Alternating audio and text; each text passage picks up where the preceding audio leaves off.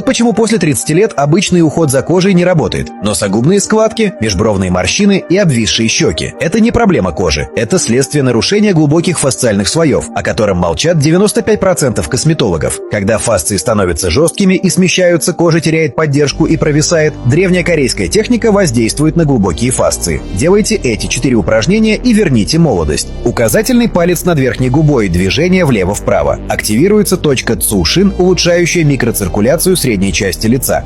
Надавите на середину обеих щек и делайте круговые движения. Активируется точка Рансей, снимающая отечность и придающая лицу скульптурность. Перед следующим упражнением хочу напомнить про наш телеграм-клуб по гимнастике лица с разбором упражнений от эстрадных звезд, ссылка в профиле.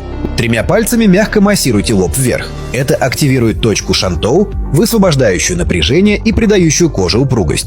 Поставьте указательный и средний пальцы на уровень носовых пазух и двигайте вправо-влево. Это пробуждает точку Синмэй, освобождающую дыхание и улучшающую цвет лица. Уже через неделю регулярного массажа вы увидите, как разглаживаются морщины, поднимаются щеки, а овал лица снова становится выразительным, как будто вы помолодели на 5 лет. Секретный комплекс от самой Пугачевой есть в нашем телеграме. Больше 1000 женщин избавились от морщин и помолодели. Ссылка в шапке профиля.